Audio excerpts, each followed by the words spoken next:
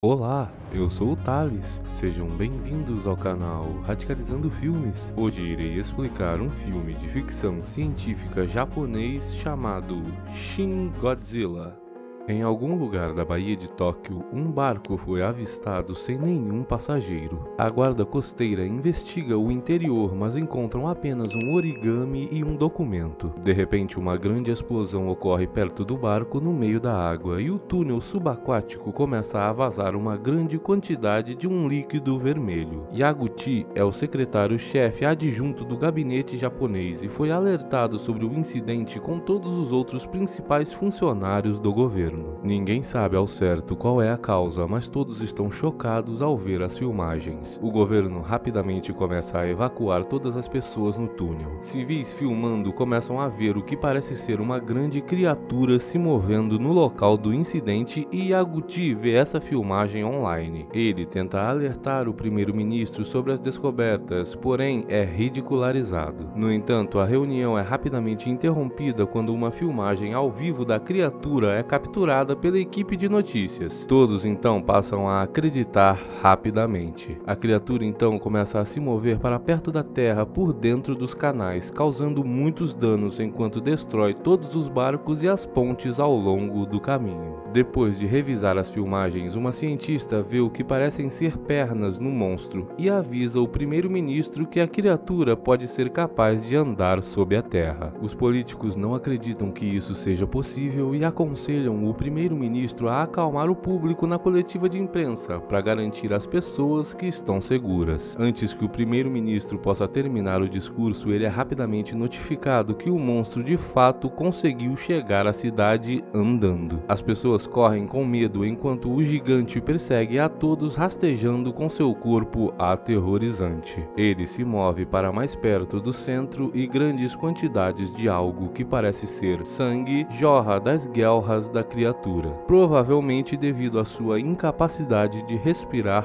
fora d'água. O governo começa a fazer planos para conter a criatura e avisa a população do perigo, porém o monstro continua a destruir tudo em seu caminho. Seu corpo derruba os prédios toda vez que se move e causa danos incontáveis, deixando um rastro de destruição. Embora a criatura se mova lentamente para seu tamanho, pois parece estar rastejando, ela causará danos inimagináveis a Tóquio, devido à sua alta densidade populacional. O governo considera o uso de forças militares para evitar isso, mas eles devem evacuar as pessoas da área primeiro para evitar qualquer dano colateral. Uma ordem de evacuação é dada, mas para dispersar toda a cidade de Tóquio usando meios de transporte no período de tempo que eles têm é quase impossível. As pessoas são orientadas a deixar seus carros e seguir as instruções da polícia para escapar do perigo que está a caminho. O monstro continua destruindo tudo na cidade, virando vários carros enquanto rasteja pelos principais cruzamentos. A criatura escala edifícios e os derruba facilmente com seu corpo gigante, eliminando qualquer um que não tenha saído a tempo. Vendo os estragos que o monstro está causando, o governador de Tóquio exige a ajuda das forças armadas para parar esse monstro. No entanto, as leis só permitem o uso de forças militares se o Japão estiver sob o ataque de outra nação. Isso significa que o primeiro-ministro deve abrir uma exceção para mobilizar os exércitos. O líder do Japão então concorda em usar os militares enviando helicópteros para eliminar a criatura e tropas terrestres para evacuar a área. O monstro gigante continua a se mover pela cidade, destruindo tudo em seu caminho, mas para de repente e cai. Os líderes ficam confusos sem saber o que aconteceu. Eles então percebem que a criatura está agindo de forma estranha e de repente se levanta, usando suas pernas gigantescas. O monstro começa a mudar suas cores para um vermelho mais forte e braços começam a crescer de suas barbatanas. Ele cresce rapidamente, dobrando de tamanho antes de soltar um rugido aterrorizante. A criatura continua se movendo em direção à metrópole e se tornou mais alto que a maioria dos edifícios agora que evoluiu para um próximo estágio. Seus movimentos são mais rápidos, já que é capaz de se levantar. A criatura arremessa trens e veículos com sua cauda como se não fossem nada. Os helicópteros chegam até a área, mas ao se aproximarem, os pilotos percebem que seu alvo parece diferente dos relatórios. Eles então se posicionam e se preparam para disparar assim que comandados. Depois de receber a notícia de que a evacuação foi concluída, o primeiro-ministro libera o ataque, porém os soldados rapidamente percebem que ainda existem pessoas em solo. O líder ordena que os helicópteros recuem temporariamente, pois não quer arriscar as vidas dos civis e manchar a reputação dos militares. O monstro percebe os soldados recuando e aproveita para fugir em direção à Baía de Tóquio. Os funcionários do governo examinam os danos após o monstro ter recuado. Yaguchi percebe que erraram, pois poderiam ter reagido de forma mais eficiente. Os militares procuram a criatura na água, mas não conseguem encontrá-la. O general sugere que a única coisa que eles podem fazer agora é se preparar para o próximo ataque. Os militares se preparam para usar uma combinação de tanques, artilharia e ataques aéreos para eliminar o monstro quando o encontrarem na próxima vez. Yaguchi também recebe ordens para montar uma força-tarefa a fim de desenvolver um plano B para lidar com a criatura. O biólogo especula que o monstro possa evoluir para mais estágios e os outros membros se perguntam sobre aonde a criatura consegue energia para abastecer seu gigantesco corpo. A única resposta lógica parece ser que ele pode de alguma forma fazer fissão nuclear biologicamente. Depois de analisar os dados, a equipe é capaz de confirmar essa teoria, pois a criatura parece deixar um rastro de radiação onde quer que ela vá. Isso também significa que os civis estão em perigo de envenenamento por radiação. Yaguchi é contatado por uma mulher chamada Kayoko. Ela representa o presidente dos Estados Unidos e quer que o governo japonês localize um professor chamado Goromaki. Ele previu o aparecimento do monstro. Aparentemente, o homem foi expulso do Japão por se rebelar contra o governo devido a seu forte ódio por energia nuclear. Esse homem era o dono do barco que desapareceu no início do filme. Depois de entregar os documentos do professor encontrados no barco, Kayoko também dá a Yaguchi algumas pesquisas importantes que o professor realizou, onde ele chama este monstro de Godzilla, significando a encarnação de Deus. O relatório de Kayoko mostra que os humanos estavam despejando materiais radioativos no oceano e uma criatura subaquática coexistiu com essa radiação e eventualmente evoluiu. A mulher também revela um grande diagrama que o Dr. Maki deixou para trás, mas ninguém consegue entender seu conteúdo. Yaguchi pede a sua equipe para analisá-lo imediatamente, pois pode conter os segredos para derrotar o monstro. Depois de analisar a radiação que Godzilla produziu, a equipe fica surpresa ao encontrar um novo isótopo que não existe na tabela periódica. Eles também descobriram que o monstro tem 8 vezes mais informação genética do que humanos e é capaz de se automutar, tornando-se a criatura mais evoluída do planeta. A equipe especula que o sangue da criatura funciona como um resfriador para sua radiação. Por isso que Godzilla correu de volta para o oceano após se transformar. Ele precisava esfriar seu corpo. Em teoria, eles podem forçar o monstro a usar sua energia nuclear depletando sua força. Em seguida, podem injetá-lo com coagulantes a fim de congelar o monstro com seu próprio sistema de resfriamento. Antes que seus planos possam ser colocados em prática, a equipe recebe a notícia de que o monstro ressurgiu, mas dessa vez está visivelmente maior. A criatura também alterou sua pele em um material semelhante a uma armadura. Sua cauda está maior do que seu próprio corpo. O monstro se move na costa e destrói tudo no caminho, enquanto todos tentam fugir. Ele se move para a área residencial e causa ainda mais danos do que da última vez. Godzilla agora é mais alto que os maiores edifícios e destrói casas facilmente a cada passo dado. O monstro continua avançando e as pessoas percebem que ele está indo em direção a Tóquio de novo. O governo decide agir antes que a criatura possa alcançar a capital ou destruir uma instalação nuclear que causará ainda mais danos. Já que o plano de Yaguchi ainda não foi concluído, o primeiro-ministro não tem escolha a não ser enviar toda a força militar japonesa em direção ao monstro. O exército começa a se preparar para a chegada da criatura. Os helicópteros começam a primeira onda de ataques. Eles disparam inúmeras vezes, acertando o rosto do monstro. Esses ataques foram ineficazes. Eles então mudam para munições de calibres mais altos, porém a criatura permanece sem nem sentir os ataques. O primeiro-ministro dá permissão para usar todas as armas e o esquadrão começa a atirar vários mísseis na cara do monstro, causando inúmeras explosões que encobrem sua cabeça com fumaça. As pessoas ficam chocadas ao ver quando o monstro sai da fumaça ileso, mesmo depois de tantos disparos da Força Aérea. As Forças Armadas então começam o plano B e todos os tanques disparam nas pernas da criatura, causando um fluxo contínuo de explosões. As artilharias também disparam e acertam o rosto do monstro, mas o gigante continua marchando para frente sem sinais de danos. Eventualmente, a enxurrada de ataques é capaz de desacelerar a criatura conforme ela se aproxima da ponte. Os militares então enviam sua arma mais mortal para Godzilla e os aviões começam a despejar bombas em direção a ele. Isso resulta em grandes explosões que encobrem o monstro. Eventualmente, as explosões conseguem fazer a criatura alterar seu curso. Entretanto, seus ataques apenas enfureceram o monstro e ele joga a ponte em direção aos tanques. Os destroços acabam com vários veículos e destroem o posto de comando ao mesmo tempo.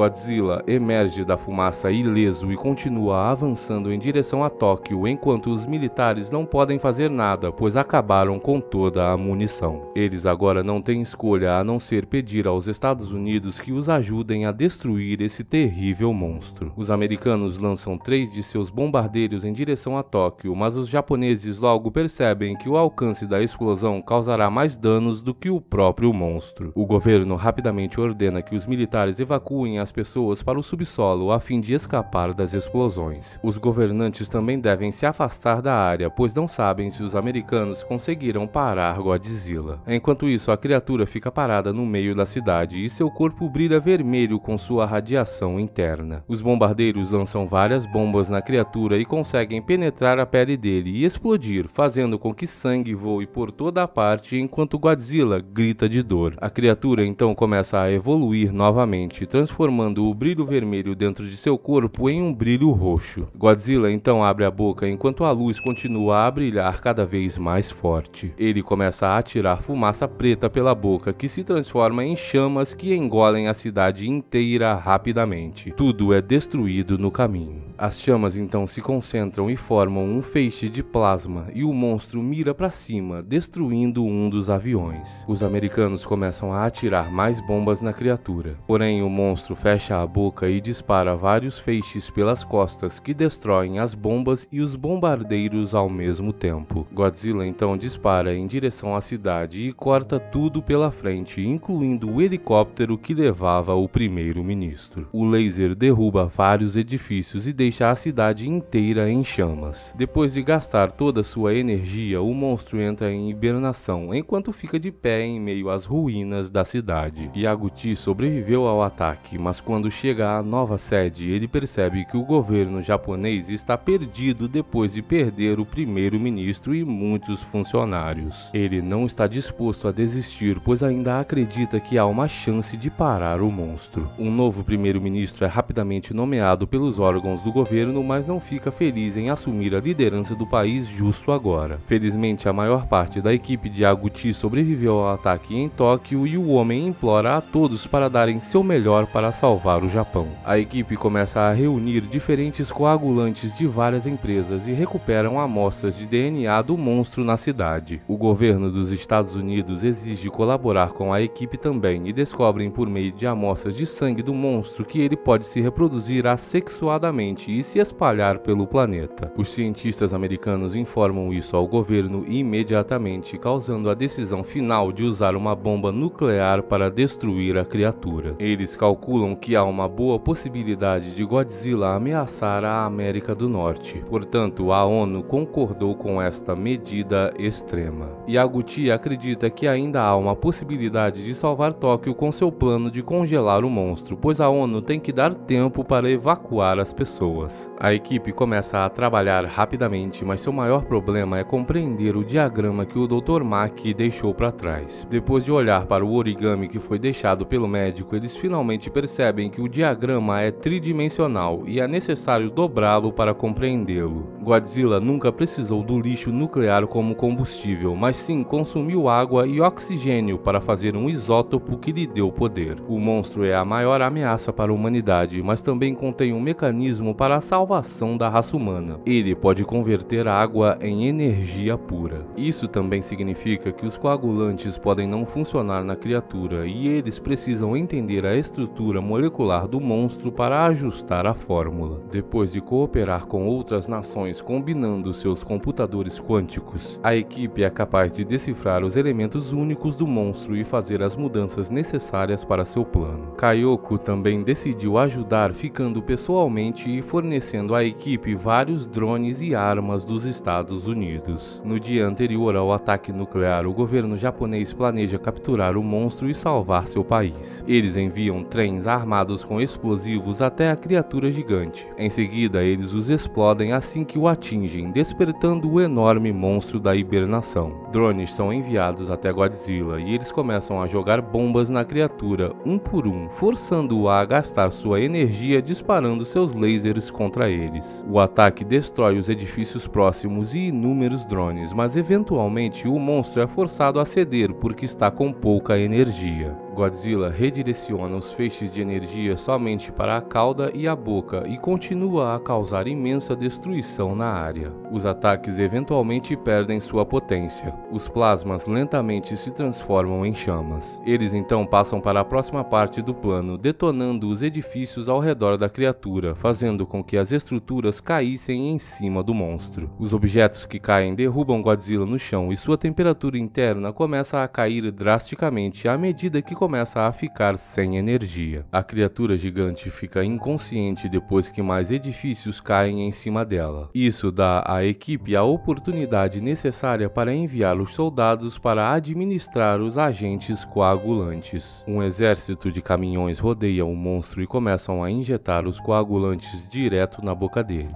Mas depois de usar apenas cerca de 20% da quantidade necessária, a criatura recupera a consciência. Godzilla abre a boca e dispara um feixe de plasma em direção aos caminhões, tirando a vida de todos no local. O monstro tenta escapar, mas outros trens são enviados para colidir contra a besta gigante, causando inúmeras explosões que derrubam a criatura no chão mais uma vez. Mais caminhões chegam para cercar o monstro e começam a injetar os coagulantes novamente, porém dessa vez eles são capazes de completar a dosagem inteira. No entanto, a criatura acorda mais uma vez e dilacera os veículos enquanto se levanta. Ele começa a brilhar roxo enquanto tenta se afastar da área. O monstro ruge uma última vez e seu corpo todo começa a congelar. Godzilla finalmente para de se mover quando a temperatura cai para menos de 200 graus negativos em seu corpo. As pessoas ficam surpresas com a vitória, pois todos estão em silêncio. Os cientistas também descobrem que o isótopo de Godzilla tem um período de vida de 20 dias. Isso significa que os cidadãos poderão regressar às suas casas logo em breve. O governo temporário também renunciou junto com o primeiro-ministro, permitindo que as gerações mais jovens assumam e conduzam o Japão para o futuro. Yaguchi decidiu compartilhar todos os dados com as nações, pois acredita que o conhecimento pode beneficiar a humanidade como um todo. No entanto, o que as pessoas não perceberam é que Godzilla estava evoluindo antes de ser congelado. Ele tentava se transformar nas próprias criaturas que ganharam esta batalha, pois percebeu o poder da humanidade.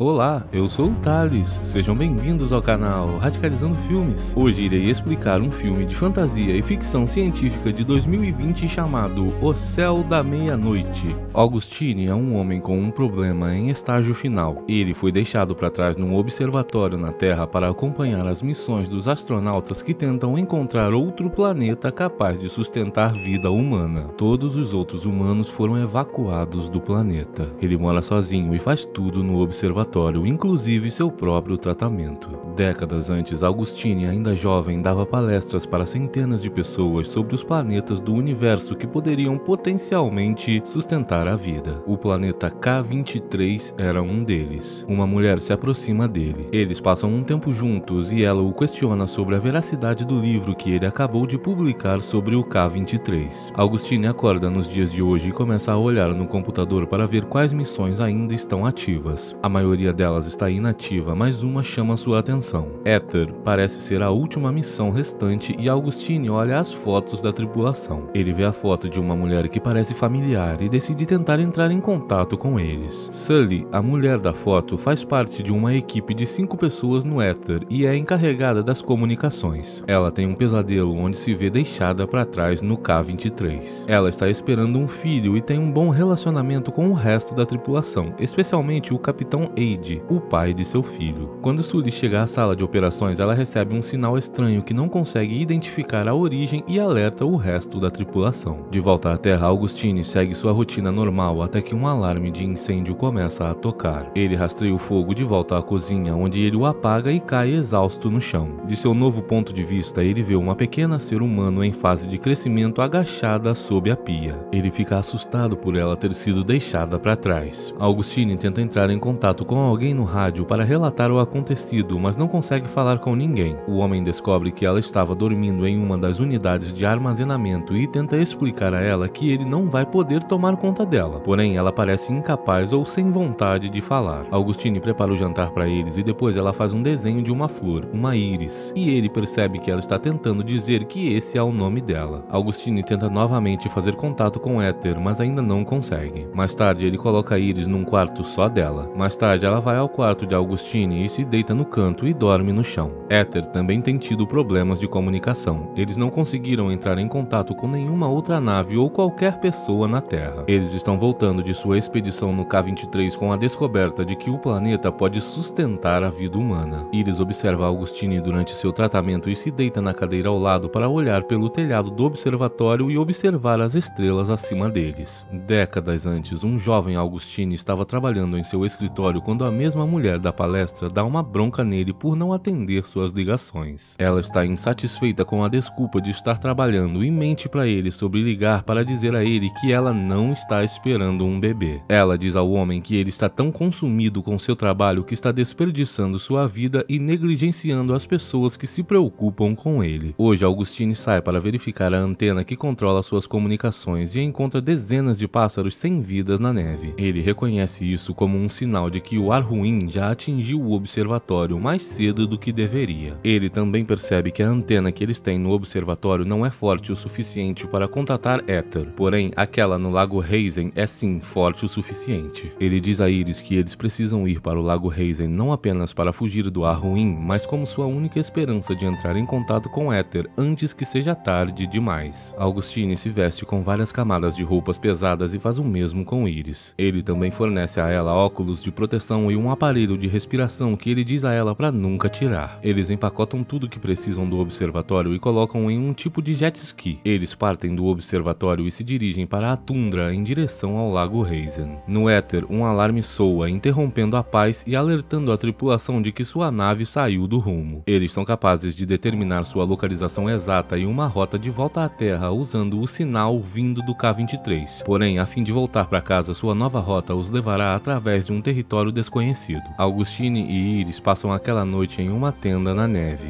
Durante sua viagem no dia seguinte, eles avistam os restos de um avião. Assim que Augustine vê alguém sem vida em uma das cadeiras, ele diz a Iris para ficar parada enquanto ele verifica o resto. Lá dentro, um homem quase sem vida agarra seu pé. Esse homem está muito danificado e pede a Augustine que o salve. Iris não se controla e vai olhar o corpo sem vida. Ela se assusta e vai ficar com Augustine no resto do avião, mas ele a põe para fora novamente. Augustine tira a vida do homem como ele havia pedido que fizesse, a fim de acabar com seu sofrer. Em seguida, ele tem um flashback de assistir a mulher da palestra deixá-lo, levando sua filha, que ele nunca teve a oportunidade de conhecer. Ao viajar no jet ski, Iris avista um lugar à distância e eles vão até lá. Augustine verifica e decide que será um bom lugar para passar a noite. Ele arruma o equipamento e deixa o jet ski do lado de fora. O homem observa Iris fazer o desenho de uma mulher e diz que a reconhece. Ele conta a Iris todas as coisas maravilhosas de que se lembra sobre ela, e Iris fala pela primeira vez, perguntando se ele a amava. Naquela noite, o lugar começa a inundar à medida que afunda no gelo derretido. Augustine tira Iris de lá e diz a ela para correr enquanto ele tenta reunir o máximo possível de suas coisas. Ele escapa bem a tempo e tenta fugir no jet ski, mas ele afunda no gelo. O homem tenta nadar atrás dele, mas afunda muito rápido e ele quase fica sem ar. O homem sai do gelo e Iris o ajuda. Os dois serão forçados a fazer o resto de sua jornada caminhada até o Lago Raisin a pé e sem suprimentos. Mais tarde, Augustine dá a Iris o resto da comida. Ela parece preocupada, mas ele a tranquiliza de que haverá muito o que comer no Lago Raisin. Eles caminham a pé no meio de uma tempestade de neve, mal conseguindo ver à sua frente. Através da neve, Augustine vê lobos circulando-os e envia esferas de chumbo quente em alta velocidade neles. Durante o caos, ele perde o contato com Iris e a chama, mas ela não responde. Depois de procurar por um tempo, ele desiste e se deita na neve. Ele tem uma visão da mulher da palestra em pé sobre ele e eventualmente percebe que é Iris. Ele a abraça, grato por tê-la encontrado. No dia seguinte, eles chegam ao Lago Raisin e imediatamente começam a trabalhar tentando entrar em contato com Éter. Sully consegue receber o sinal de Augustine e responde. Ela diz a ele que eles não conseguiram entrar em contato com a NASA e pergunta o que aconteceu com a Terra. Enquanto ele tenta explicar, o sinal deles fica embaralhado e Sully não consegue entender. Ela perde o sinal e um alarme começa a tocar. Éter está agora viajando através da seção não mapeada de sua rota e a nave está sendo atingida por asteroides. Muitos danos são causados à nave e seu equipamento de comunicação é completamente perdido. A tripulação avalia os danos causados à nave e decidem que terão que reconstruir a parte de seus sistemas de comunicação e sair para consertá-la. Maya, Sully e Eide farão uma caminhada, sendo essa a primeira vez de Maya saindo da nave enquanto está no espaço. Uma vez fora da nave, tudo parece estar indo bem. Eles fazem os reparos necessários no sistema de comunicação e começam a voltar para dentro. Antes que eles possam fazer isso, a nave é novamente tocada por asteroides. Depois que eles diminuem, a tripulação checa se todos estão bem. Maya está abalada, mas no final das contas está bem. Porém, quando ela faz seu caminho de volta para dentro, ela percebe gotas de líquido vermelho flutuando de seu traje para o capacete. Eide e Sully a empurram de volta para dentro da nave e Mitchell vai até eles com o kit médico. Maya começa a ficar emocionalmente instável, dizendo que há muito líquido vermelho e Eide e Mitchell trabalham para consertar seus danos enquanto Sully tenta mantê-la calma. Apesar de seus melhores esforços, a tripulação não consegue fechar os danos e Maya perde sua vida. A tripulação lamenta a perda, mas logo se distrai quando avistam a Terra pela primeira vez. Eles ficam assustados ao ver que parece sem vida e coberta de radiação. Éter volta a ter contato com Augustine e ele explica que eles não serão capazes de pousar na Terra. O homem diz a eles que ele é o único que restou e que todos os outros foram evacuados. Ele diz também que não há outras missões ativas, eles são os únicos que sobraram. A tripulação fica triste por não poderem voltar para casa e agora só podem voltar para o K-23. Tom deixa claro que não vai voltar para o K-23 e que precisa descobrir o que aconteceu com sua família. Ele pede permissão a Eide para levar um dos pods de reentrada de volta à Terra para que ele possa tentar reencontrar sua esposa e filhos. Eide permite. Enquanto Tom se prepara, Mitchell pergunta se ele pode voltar para a Terra com ele para devolver o corpo de Maya e Tom concorda. Mitchell e Tom dizem adeus a Sully e Eide e levam o pod de reentrada de volta à Terra. Sully entra em contato com Augustine para atualizá-lo sobre o que aconteceu com todos na tripulação e que eles planejam retornar ao K-23. Sully diz a Augustine que ela sempre foi uma grande fã de seu trabalho e está desapontada pois nunca vai conhecê-lo. Ele pergunta o nome dela e ela responde que se chama Iris. Augustine pede que ela descreva o K-23 para ele e quando ela o faz, ele decide não dizer a ela que ele é o pai dela, que ela nunca conheceu. Iris que Augustine estava vendo era uma alucinação o tempo inteiro. O Éter entra em uma zona de blackout de comunicação e perde o sinal. Eide e Sully são as últimas pessoas que sobraram e eles voltam para o K-23 para potencialmente reconstruir a civilização. Obrigado por assistir, até o próximo!